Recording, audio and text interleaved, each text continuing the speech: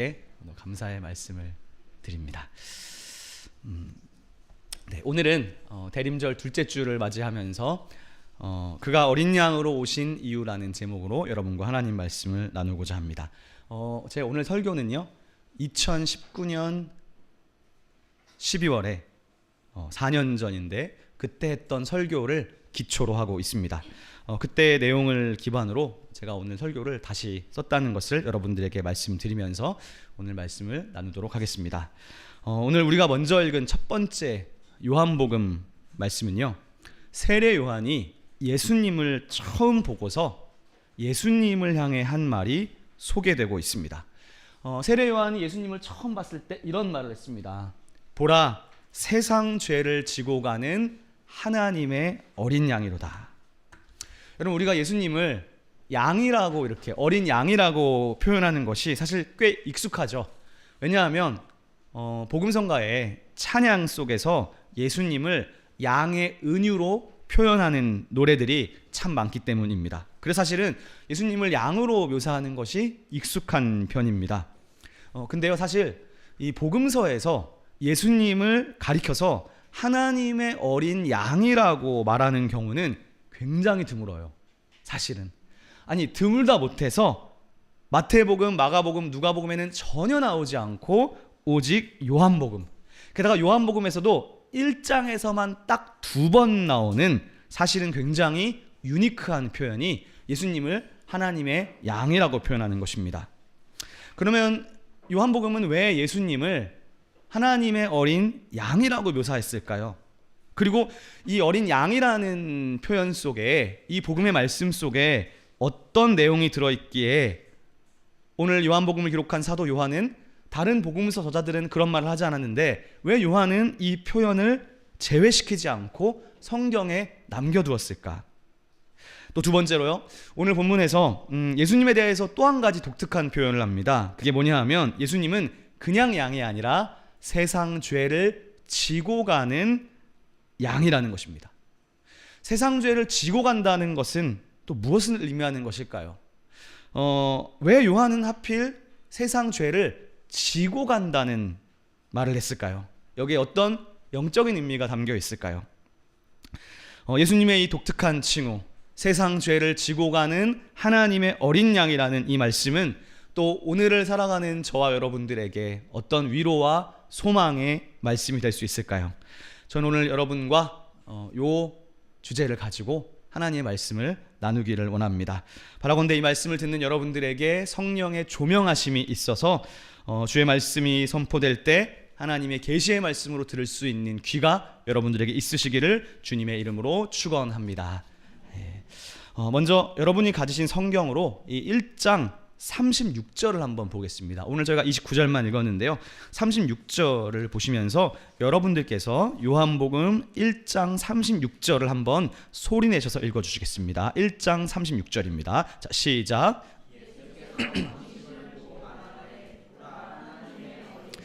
아멘. 자, 36절에서는요, 예수님을 하나님의 어린 양이라고 이야기해요.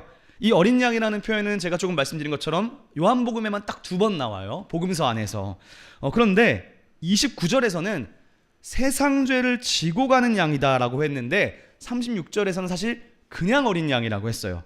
그래서 세상 죄를 지고 간다는 이 말씀은 그 중에서도 더 독특한 표현이라고 할 수 있겠습니다. 저는 오늘 이 지고 간다는 이 말을 여러분과 조금 자세하게 나누고 싶은데 이런 표현이 여기에 사용됐어요. 그리스어로, 헬라어로 아이로라고 합니다. 근데 이제 이 아이로라는 말이 지금 보시는 것처럼 두 가지의 의미가 있어요. 첫 번째는 take up이에요. 들어 올린다. 두 번째는 제거한다 라는 의미가 있습니다.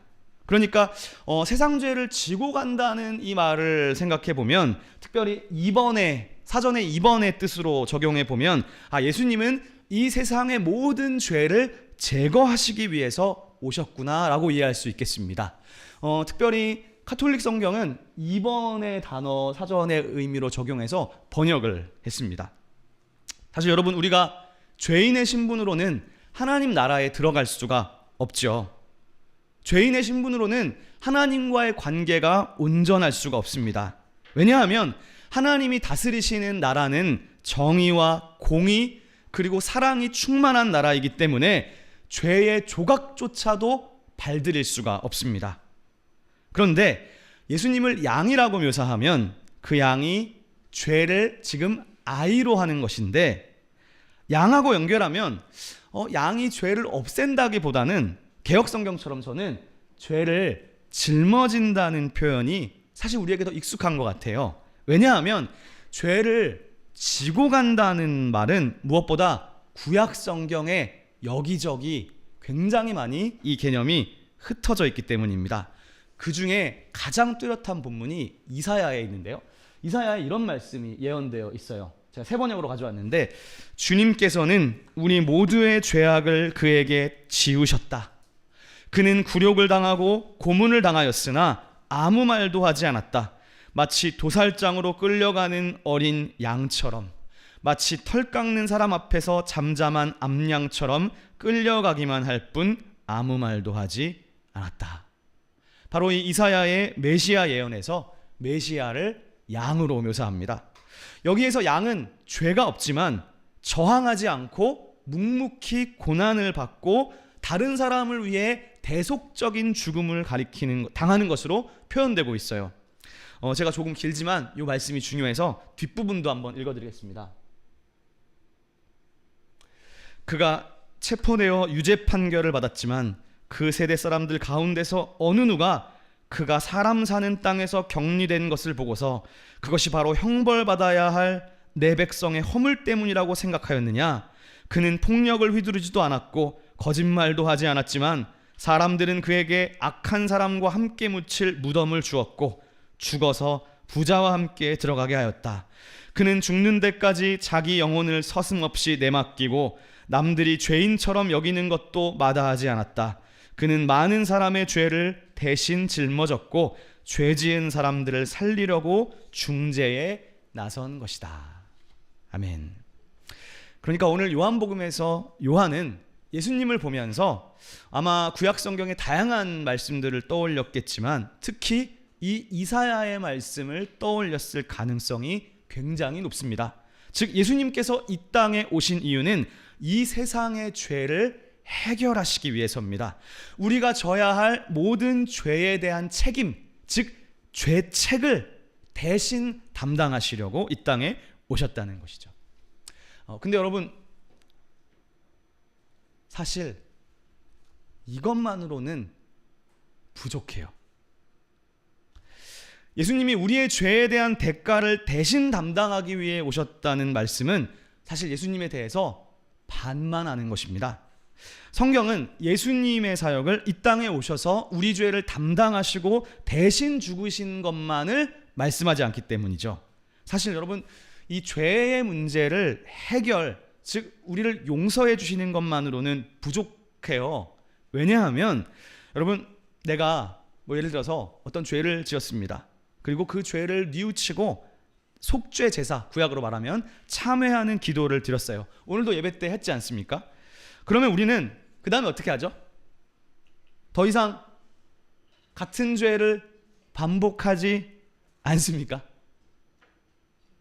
부끄럽게도 죄를 참회하고 관계가 회복되었지만 우리는 살아가면서 또다시 하나님을 주님으로 온전히 모시기보다 사실은 삶 속에서는 주님으로 인정하지 않고 오히려 마귀가 쳐놓은 여러 유혹의 덫에 빠져서 죄를 지향하면서 살아갑니다. 그리고 어떤 특정한 악한 생각 혹은 어떤 악한 행위에 대해서 완전히 끊어버리는 것도 있지만 그렇지 못하고 반복하는 것도 많습니다. 우리는 왜 이렇게 계속해서 그렇게 살아갈 수밖에 없을까요? 우리는 왜 이렇게 연약한 것일까요?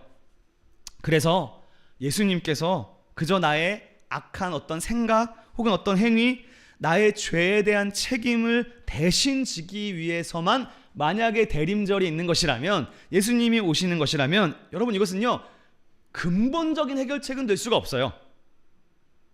왜냐하면 사실 행위 이전에 내가 사실은 먼저 악한 혹은 때로는 어떤 내 머릿속에 마음속에 미움과 어떤 그런 악한 생각들을 하게 되지 않습니까? 그리고 그 행위를 하려고 하는 죄의 유혹에 반응하는 나의 생각과 마음이 먼저예요.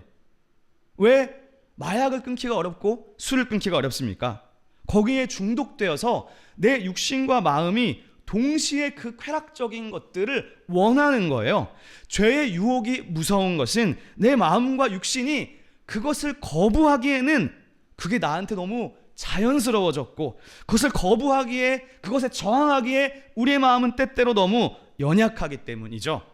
비록 예수님은 회개하고 참회하는 자를 용서하시고 다시 하나님과의 관계를 회복시킨다고 약속하셨지만요, 그런 한편으로 생각해보면 우리는 도대체 언제까지 참회해야 되고 언제까지 회개만 해야 되는 것일까? 하나님 앞에 면목이 없지 않습니까? 도대체 왜 우리는 하나님이 기뻐하시는 행위보다 하나님을 거부하는 것에 더 마음이 끌릴 수밖에 없을까요? 바로 여기에 하나님의 계획이 있습니다. 하나님께서 그 아들 예수 그리스도를 우리에게 보내신 것, 그리고 다시 오실 것이라고 약속하신 이유는 바로 이 죄에 대한 더 근본적인 문제를 해결하려고 하시기 때문입니다. 즉 쉽게 말하면 이런 거예요. 애초에 회개할 일이 없도록 만드시려고 하는 거예요. 다시 말해 우리가 회개하고 참회하는 것을 넘어서려고 오신 것입니다. 저희가 지난 수련회 에스라 바이블 컨퍼런스에서 이 로마서 1장부터 16장까지를 굉장히 꼼꼼하게 배웠죠. 그때 저는 이 죄에 대해서 굉장히 심도 있게 긴 시간 동안 이야기를 했습니다. 신약 성경은요, 이 죄를 단수로 표현할 때가 있고 복수 형태로 표현할 때가 있습니다. 근데 로마서에서는 1장부터 3장은 주로 죄를 복수로 표현해요. 그런데 5장부터는 죄를 단수로 표현하면서 앞에서는 표현하지 않았던 죄의 종이라는 말을 하기 시작했어요. 그때 계셨던 분들 기억하시나요? 예. 즉 인간은 죄의 권세 아래에 있는 죄의 종이고 따라서 해방이 필요하다는 겁니다. 그런데 신약 성경에서 죄는 사실요, 복수보다 단수로 더 많이 나타납니다. 즉 신약 성경이 말하는 죄라는 것은요, 이 죄가 여러분 어떤 악한 행동에 대한 목록이나 리스트가 아닌 경우가 많다는 거예요. 신약 성경이 말하는 죄라는 게, 즉 죄가 어떤 도덕적인 악한 행위, 어떤 리스트를 가리키는 용어로 쓰이기보다는 성경에서 죄는 오히려 인격화된 어떤 권세나 힘으로 나타납니다. 특별히 로마서 5장에서 죄는요, 목록이 아니에요. 로마서가 말씀하는 죄는요, 지배권을 행사할 수 있고 사람을 그것의 노예로 만드는 어떤 인격으로 표현됩니다. 죄의 세력인 것이죠. 그래서 신학적으로 영어로 표현하면 죄를 sin과 sin으로, 대문자 sin으로 표현되는 죄는요, 어떤 죄악된 행위를 가리키는 것이 아니라 인격화된 죄의 세력을 말하는 것입니다. 대문자 C는 주체적인 인격을 가진 어떤 세력으로서 눈에 보이는 이 세계의 이면에서 인간의 삶과 행위들을 유혹하고 지배하고 억압하는 힘입니다. 그래서 이 죄의 세력은 하나님을 반대하고 거부하는 모든 것입니다. 동시에 하나님을 반대한다는 것은요, 하나님의 뜻이 담겨있는 성경의 세계관을 반대하는 것이죠. 즉 정의를 반대하고 생명을 반대하며 자유를 반대하고 창조 섭리를 반대합니다. 하나님을 주님으로 여기는 것을 반대하고 하나님 예배하는 것을 반대하고 주님의 몸된 교회를 세우는 것을 반대합니다. 주님의 몸된 교회 공동체를 이루기보다 혼자서 신앙생활하라고 부추깁니다. 세상에서 정의와 구원을 행하기보다 폭력과 미움으로 살아가라고, 이렇게 성경을 반대하는 모든 것이 죄의 세력입니다. 그런 점에서 대문자 C는 어떤 율법을 위반하고 우리가 어떤 법을 위반하는 것 이상이에요. 이 죄의 세력은 하나님과의 평화를 파괴하는 존재입니다. 그런데 이것이 제가 에바컨 때는 나누지 못했는데 구약 성경에도 이런 죄의 세력이 은연중에 내포되어 있는데 창세기에 나옵니다. 창세기에 이런 말씀이 있어요. 죄가 문에 엎드려 있느니라. 죄가 너를 원하나 너는 죄를 다스릴지니라. 즉 죄는 어떤 세력으로서 인간을 범죄하도록 부추기고 하나님과 반대되도록 우리의 마음을 타락시켰고 우리를 그것의 노예로 만들었다는 것입니다. 그렇기 때문에 사실 내가 어떤 죄를 행하고 계속해서 참회한다고 될 일은 아닌 거예요. 하나님께서는 바로 이 죄에 대하여 더 근본적인 해결책을 위해 예수님을 이 땅에 보내주신 것입니다. 그러므로 오늘 우리가 읽은 요한복음에서 이 요한이 예수님을 보면서 보라 세상 죄를 지고 가는 하나님의 어린 양이로다 라고 말했을 때 여기에는 또 다른 의미가 내포되어 있는 것이죠. 우리는 이 말씀에서 뭘 생각했냐 하면 아까 이사야를 생각하면서요, 고난당하신 예수님, 나의 죄 대신 희생당하시는 어린 양을 보통 떠올립니다. 근데요, 마이클스라는 신약 성서학자가 이 본문을 딱 보면서 이런 말을 했어요. 이 말씀에서 예수님은 희생자가 아니라 승리자다 라는 말을 했습니다. 이게 사실 영어로 보면 좀 더 워드플레이여가지고 좀 더 와닿는데요, 이렇게 표현한 거예요. 빅팀이 아니라 빅터라고 표현했어요. 요한복음 1장 29절에서 보여지는 모습이 당신을 희생하시는 예수가 아니라 어떻게 이 구절을 보면서 승리하는 예수라고 읽어낼 수 있었을까요? 그것은 이 세상 죄를 지고 간다라고 할 때 이 헬라어 아이로를 또 다른 의미로 적용해서 읽은 거예요. 이 요한이 이제 이 저자가 요한이지 않습니까? 신약 성경에 요한이 쓴 책이 몇 권 되죠? 요한복음, 요한일서, 요한이서, 요한사무서, 요한계시록 다 같은 저자가 이 책들을 기록했는데 이 요한이 쓴 요한일서를 읽어보면 이 아이로라는 말이 한 번 더 나오면서 그 다음 절에 아이로와 평행되는 표현을 한 번 더 사용해요. 그래서 그 의미를 더 확장시킬 수 있는데 뭐라고 표현하냐면 이렇게 표현합니다. 정복하다, 멸망시키다. 5절에서 우리 죄를 없애려고 아이로에 파생된 표현인데요, 아이레인 하려고 왔는데 평행에서 8절에는 마귀의 일을 아이로 루에인 하려고 왔다는 거예요. 즉 이 말씀에는, 이 단어에는 또 한 가지 표현이 있는데 멸망시킨다는 거예요. 그리고 완전히 똑같은 동사가 요한복음 11장 48절에서는 빼앗다, 멸하다라는 말로 번역되기도 했습니다. 그러니까 오늘 우리가 읽은 이 요한복음 1장 29절은 또 다른 풍성한 의미가 있구나, 이렇게도 읽을 수가 있는 거예요. 보라 세상 죄를 멸하시는 하나님의 어린 양이로다. 세상의 죄의 세력을 멸망시키는 하나님의 어린 양이다. 그렇게 보면 이 말씀 안에는 희생당하는 어린 양이라는 개념만 있는 것이 아니라 더 나아가서 모든 죄의 세력을 멸망시키시는 무시무시한 전쟁하는 어린 양이라는 의미가 들어있는 것입니다. 근데 잘 와닿지가 않았어요, 저는. 왜냐하면 양이 무슨 전쟁을 합니까? 양이라는 거는 이런 거잖아요. 예, 이렇게 조그맣고 귀여운, 게다가 여기서 이 표현이 암노스라는 표현인데 헬라어로 어린 양을 가리키는, 새끼 양을 가리키는 것이거든요. 이렇게 작고 연약해 보이는 양이 어떻게 죄의 세력, 영적인 사탄, 마귀와 싸울 수 있단 말입니까? 양이라는 이미지는 굉장히 작고 연약한 이미지인데 잘 이해가 되지 않습니다.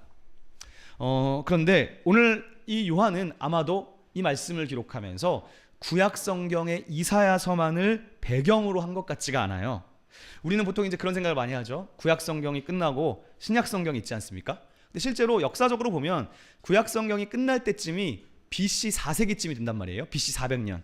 예수님이 오는 AD 1세기니까 중간에 한 400년 정도의 공백기가 있어요. 구약으로부터 신약으로 바로 오는 게 아니에요. 그래서 이 공백기에는 사실 성경에는 포함되지 않았지만 굉장히 많은 문헌들이 특별히 묵시 문헌들이 기록됐습니다. 그런데 그 중에서 요셉의 유언이라는 책이 있어요. 소위 말하는 이제 위경이죠. 근데 그 요셉의 유언이라는 책의 19장을 읽어보면 놀랍게도 어린 양이라는 표현이 나옵니다. 근데 여기에서 어린 양은 어떤 번제, 속죄, 제물이 아니고 연약한 희생당하는 양이 아니고 완전히 새로운 이미지를 갖고 있어요. 거기에 나오는 어린 양은 종말에 악한 짐승을 멸망시키고 그들에게 승리하는 종말론적인 양으로 표현되어 있습니다. 그런데 성경에도 이런 영적인 전쟁과 관련된 양의 모티브가 사실 있습니다. 그게 바로 요한계시록인 것이죠.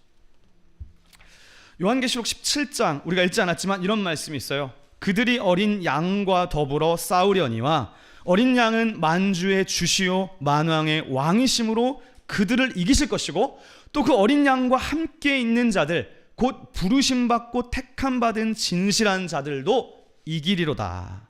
여러분 여기에서 어린 양은 전쟁하는 양으로서 이 어린 양은 만왕의 왕으로 묘사됩니다. 무엇보다 종말의 죄의 세력과의 전쟁에서 승리하시는 분임을 요한계시록이 예언하고 있습니다. 자, 그러면 이제 오늘 우리가 읽은 두 번째 말씀 요한계시록 5장을 한번 펴보시겠습니다. 자, 5장 1절부터 제가 한번 읽어보겠습니다. 이 요한계시록은 장르가 묵시문학입니다. 이 묵시문학이라는 것은 뭐냐 하면 종말에 관한 계시를 나타내는 장르가 묵시문학입니다. 요한계시록에서 이 요한은 환상을 봅니다. 하늘의 환상을 보는 것이죠. 제가 5장 1절부터 천천히 읽어보겠습니다. 내가 보매 보좌에 앉으신 이의 오른손에 두루마리가 있으니 안팎으로 썩고 7인으로 봉하였더라. 또 보매 힘있는 천사가 큰 음성으로 외치기를 누가 그 두루마리를 펴며 그 인을 떼기에 합당하냐? 라는 말을 들었다는 거예요. 그런데 요한이 보니까 하늘 위에도 땅에도 그 두루마리를 펼 수 있는 사람이 없었대요. 지금 일단 굉장히 뭔가 상징적인 언어죠. 그런데 4절입니다. 그 두루마리를 펴거나 보거나 하기에 합당한 자가 보이지 아니하므로 내가 크게 울었다. 왜 울었을까요? 요한계시록의 배경을 알아야 됩니다. 요한계시록의 배경은 여기서 지금 다 나눌 수는 없지만 정말 압축해서 나누어 보면 이 요한계시록은 AD 95년경에 기록되었어요. 근데 AD 95년경이 어떤 때였냐면 로마에 이스라엘이 완전히 점령당하면서 로마 제국이 기독교를 박해하기 시작했습니다. AD 64년경부터 네로 왕제 때부터 기독교를 박해하기 시작했어요. 지금 30년이 지났잖아요. 굉장히 큰 핍박과 박해가 기독교인들에게 있었습니다. 사실 요한은 이 계시록을 쓸 때도 사실 모르고 있어요. 뭘 모르고 있느냐? 이 박해가 앞으로 300년 더 지속될 거라는 거는 몰라요. 앞으로 기독교에 총 10번의 큰 박해가 있을 거예요. 로마에서 무시무시한 박해입니다. 그래서 여러분 아시는 것처럼 300년 동안 기독교인들은 지하 동굴 속에 카타콤을 만들어서 살았죠. 300년 가까이 그렇게 살았습니다. 그 초반부의 엄청난 고난 속에서 많은 그리스도인들이 배교하는 일이 벌어지는 거죠. 예수 믿는 것으로 인해서 목숨 걸어야 되는 상황이죠. 그런데 무엇보다 몰래 모여서 하나님을 예배하는데 하나님은 살아계시는 것 같지도 않고 하나님의 임재는 없는 것 같고 우리의 기도에도 응답하지 않는 것 같은 상황인 거예요. 왜냐하면 너무나 큰 핍박과 고난이었기 때문이죠. 그런데 환상을 통해서 어떤 두루마리를 봤다는 거예요. 그런데 그 두루마리는 아마도 에스겔하고 연결되어 있는데요. 아마도 그 두루마리에는 하나님의 심판에 관한 메시지가 기록되었던 것처럼 보입니다. 그러니까 그 두루마리가 펴지고 그 두루마리가 읽히고 실행될 때 우리는 회복될 수 있는 거예요. 우리를 괴롭히는 죄의 세력에게 복수하게 되는 거예요. 그러니까 그 심판의 메시지는 반드시 봉인해서 풀려야 되는데 그것을 감히 뗄 수 있는 사람이 없어서 지금 우리 많은 이스라엘 사람들뿐만 아니라 많은 그리스도인들이 지금 이 순간에도 죽어가고 있는데 왜 하나님의 심판이 더딘가에 대한 굉장히 이제 여러 많은 감정이 있었던 거죠. 그래서 울었다는 거예요. 그런데 환상에서 5절입니다. 보겠습니다. 장로 중에 한 사람이 내게 말하되 울지 말라. 자, 이제 밑줄 그어볼까요? 유대 지파의 사자 다윗의 뿌리가 이겼으니 그 두루마리와 7인을 떼시리라 하더라. 여기에서 새로운 은유가 나오죠. 유다 지파의 사자라는 말이 나옵니다. 창세기 49장에서 온 말인데요, 거기서 예언된 표현입니다. 6절입니다. 자, 또 다른 이미지를 봅니다. 내가 보니 보좌와 내 생물과 장로들 사이에 한 어린 양이 서 있는데, 어린 양 내모여 주시고요, 일찍이 죽임을 당한 것 같더라. 그에게 7뿔과 7눈이 있으니 이 눈들은 온 땅에 보내심을 받은 하나님의 7 영이니라. 요한이 본 환상에서 예수님은 사자로 표현됩니다. 사자의 이미지는 무엇인가요? 무시무시한 존재죠. 동물의 왕이지 않습니까? 그런데 6절에서는 이번에는 그 사자라고 묘사한 예수를 양으로 묘사하기 시작합니다. 그런데 이 양은 굉장히, 여기서 표현되는 양은 이미지가 복합적이에요. 죽임당한 양이니까 뭔가 세상 죄를 위해 혹은 죄의 세력에 의해서 죽임당한 속죄제 어린 양 같습니다. 근데 여기 표현해 보니까 이 양이 좀 모습 이상해요. 7뿔이 있고 7눈이 있습니다. 그림으로 가져와 봤는데요, 혹시 충격받지는 마시고, 네, 누가 상상한 거니까요. 네. 이렇게 표현되어 있습니다. 이게 이제 요한이 본 것 같은 환상이라는 것이죠. 요한계시록의 5장의 전체 이야기는 한 장의 그림으로 표현할 수 있을 것 같아요.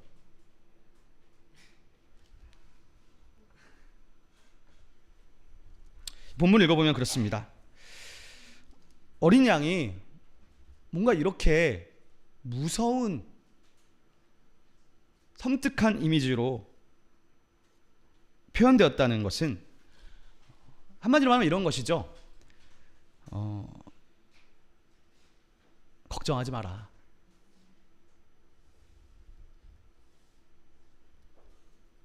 그 죄의 세력을 더 무시무시하고 무서운 존재가 멸하실 수 있다 라는 어떤 그런 상징적인 메시지가 이 이미지 안에 담겨 있는 것 같습니다. 그런데 이 무섭게 생긴 어린 양이 두루마리를 취했다는 것은 뭐냐? 이제 죄의 세력을 멸망시키고 심판하시겠다는, 사탄의 나라를 멸망시키겠다는 것이 하늘에서 결정되었다는 거예요. 하늘에서 결정된 것입니다. 그런데 여기서 끝이 아닙니다. 8절에 보니까 그 두루마리를 취하심에 네 생물과 24 장로들이 그 어린 양 앞에 엎드려 각각 검은고와 향이 가득한 금대접을 가졌으니 이 향은 성도의 기도들이다. 그러니까 요한이 환상을 통해서 마지막으로 지금 보고 있는 것이 뭐냐, 이걸 알게 된 거예요. 죄의 세력이 이 세상 속에 그 당시에 구체화되었던 것이 로마 제국인데, 이 로마 제국이 예수 믿는 사람들을 고문하고 죽이고 핍박하는 상황인데, 그래서 다 배교하고 죄의 세력으로 들어가는 상황이 그 당시의 현실이었는데, 즉 그들이 살아가던 삶은 세상의 죄의 지향성을 거부하고 하나님의 뜻대로 내가 살아가려고 하는 사람들에게는 불리한 세상이었던 거예요. 예수 믿는 것으로 박해하는 세상 속에서 그들이 믿는 하나님은 오히려 계시지 않는 것 같은, 하나님의 임재가 아니라 하나님의 부재를 경험하는 것처럼 보이는 현실입니다.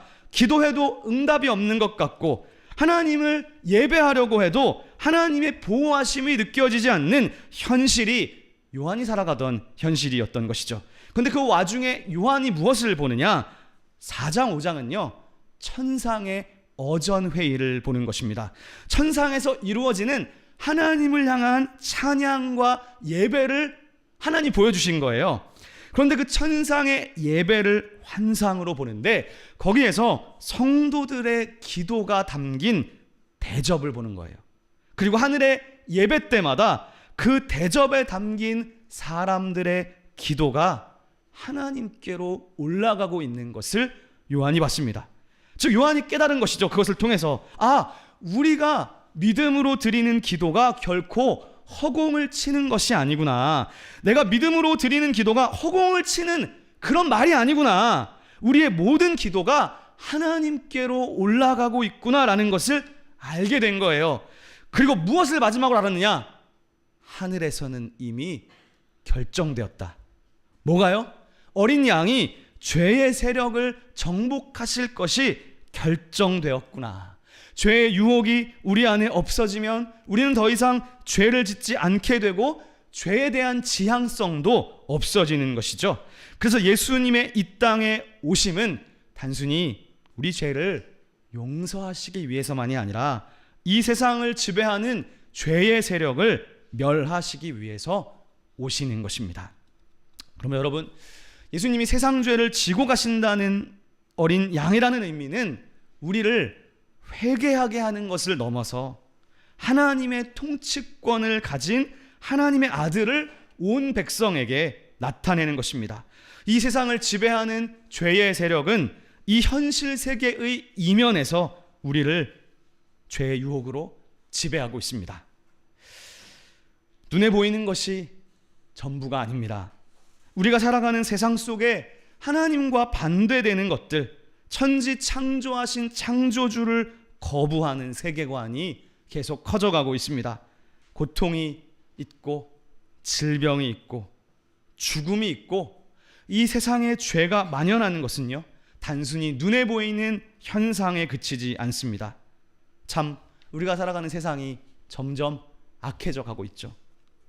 뉴스를 보기가 무서울 정도로 악해져 가고 있습니다. 좌우로 갈라지고 서로를 혐오하죠. 남녀가 서로 혐오하도록 조장하는 세력들이 있고 기성세대와 다음 세대의 골이 깊어져 있습니다. 사랑과 용납이 아니라 자본주의적 성과주의 앞에서 우리의 인간성은 계속 사라져버리고 있습니다. 하나님의 형상대로 창조된 인간에게 자본주의적 성과주의 앞에 우리의 모든 하나님의 형상은 무너져버리고 있어요. 각종 이념과 이데올로기가 성경 위에 있습니다. 무엇보다 하나님을 부정하는 것으로 가고 있죠. 더 무서운 것은 믿는 자들마저도 주님의 교회를 섬기고 지키기보다 어떻게 해서든 공동체와 교회를 섬기지 않으면서 혼자서 신앙생활을 하려고 합니다. 얼마나 무서운가요? 신앙을 가졌다고 말하는 사람들도 이 하나님의 말씀을 정확무오한 하나님의 계시의 말씀으로 여기지 않고 기독교 진영 안에서도 성경에 대한 진리와 믿음이 훼손돼 가고 있는 것이 오늘의 현실입니다. 이처럼 죄의 세력은 전방위적이에요. 우리는 다 죽음과 죄의 세력 앞에 끌려가고 있습니다. 여러분이 죄의 세력이 무슨 엑소시스트 그런 영화처럼 귀신으로 눈에 보이는 것으로 나타나서 사람에게 드러나는 것이 아닙니다. 우리가 살아가는 이 현실의 깊은 이면에서 이데올로기로, 문화로 하나님을 거부하는 방향으로 우리를 끌고 가고 있습니다.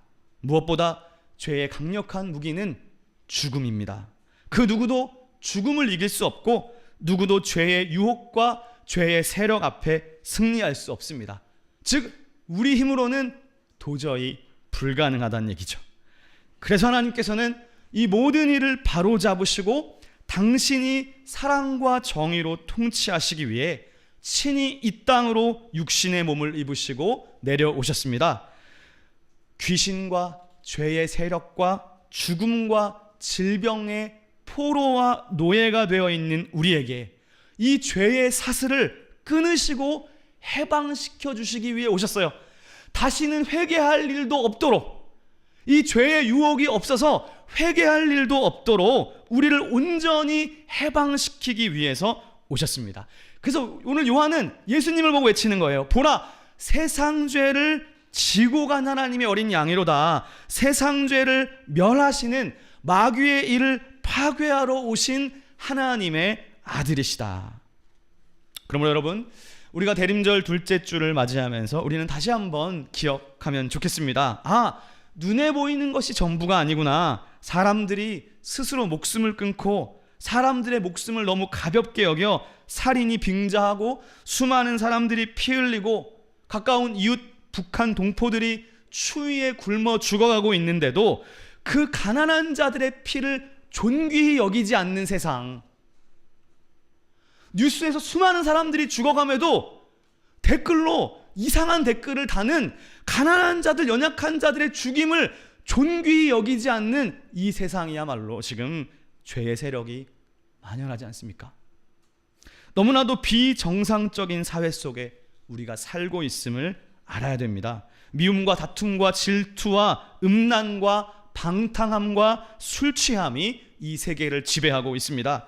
이것이 그냥 벌어지는 일이겠습니까? 이 세계의 이면에 죄의 세력이 있기 때문입니다. 주님이 이 땅에 오셨고 오실 것은 그 모든 마귀적 세력을 멸하시기 위함입니다. 그렇다면 마지막으로 하나님은 왜 요한에게 이 환상을 보여주셨을까요? 여러분, 여기서 중요한 것이요, 요한계시록이라는 장르의 특성을 알아야 됩니다. 요한계시록이라는 장르의 특성은요, 그래서 종말이 언젠데 그 언제를 말하려는 책이 아닙니다. 사실 계시록의 관심은요, 미래가 아니에요. 주로 이단들이 이 계시록에서 시간표를 찾고 미래에 대한 관심사를 갖습니다. 그것이 아니라 요한계시록은 오히려 우리의 현재에 관심이 있습니다. 무슨 말이냐? 우리가 살아가고 있는 이 물리적 현실 속에서 하나님을 주님으로 삼기보다 마귀가 도구로 사용하고 있는 물질과 권력과 힘, 그리고 여러 음란의 유혹을 사실 우리는 주님으로 살아가고 있습니다. 많은 사람들이. 사실 무신론이라는 것은 없어요. 무신론이 아니죠. 신을 믿지 않는 것이 아니라 돈이 신이고 권력이 신이고 음란과 쾌락이 그들의 신입니다.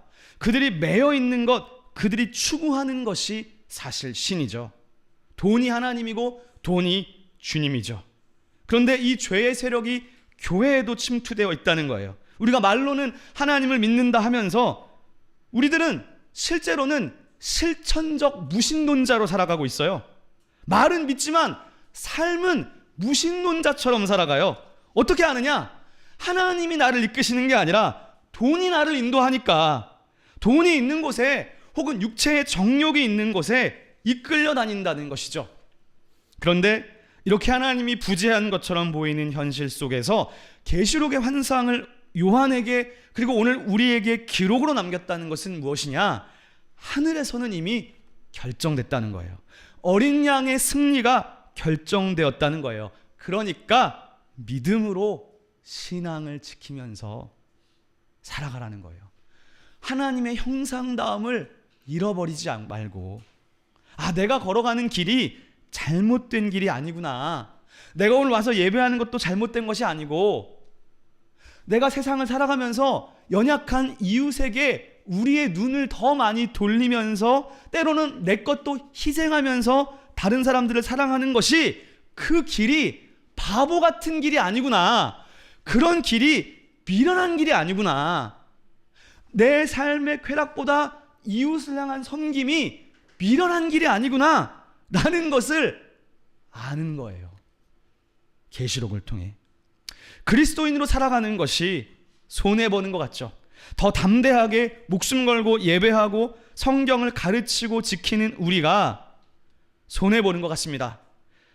그러나 오늘 요한계시록을 통해 우리가 아는 것은 주님이 재림하시는 날 어린 양을 따라가던 사람들이 맞았다는 것이 확인될 것입니다.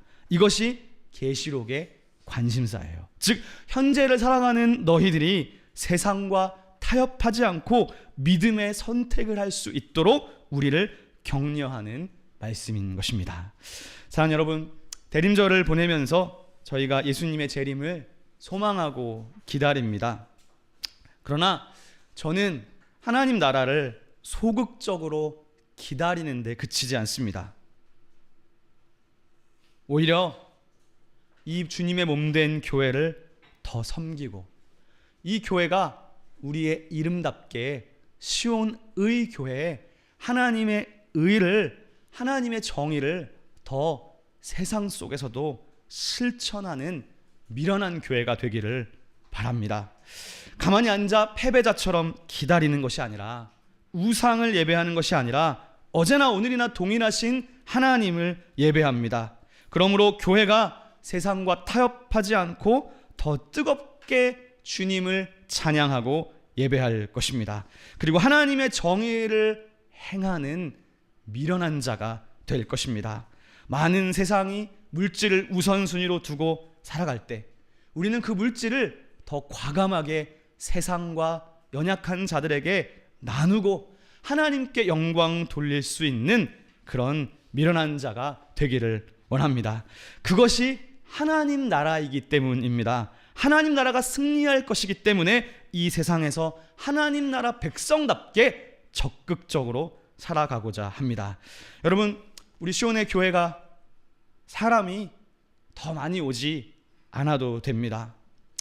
사람이 많아지는 것보다 저는 적어도 우리 교회는 어중이 떠중이처럼 교회 다니지 않았으면 좋겠습니다. 교회를 어설프게 타협하면서 다니지 마십시오. 세상이 돈을 찬양하고 우상을 노래할 때 우리는 하나님을 경배하고 하나님을 예배할 것입니다. 다시 오실 유다의 사자와 어린 양께서 이 모든 죄의 세력으로부터 우리를 해방시켜 주실 것이기 때문입니다. 그것을 소망하며 믿음으로 나아가는 저와 여러분이 되실 수 있기를 우리 주님의 이름으로 축원합니다. 기도하겠습니다. 거룩하시고 은혜로우신 아버지 하나님, 감사와 찬양과 영광을 주님께 올려드립니다. 보라, 세상 죄를 지고 가는 하나님의 어린 양이로다. 세상 죄를 멸하실 하나님의 어린 양이로다. 하나님, 우리가 살아가고 있는 이 현실은 여전히 전쟁과 살인과 물질주의적인 가치관에 경도되어 살아가고 있습니다. 하나님, 이곳에서 하나님을 향한 우리의 믿음을 더 지켜가게 하시고 하나님의 형상됨을 잃어버리지 않고 회복시켜 나가는 대림절이 될 수 있도록 인도하여 주시옵소서. 예수 그리스도의 이름으로 기도드리옵나이다. 아멘.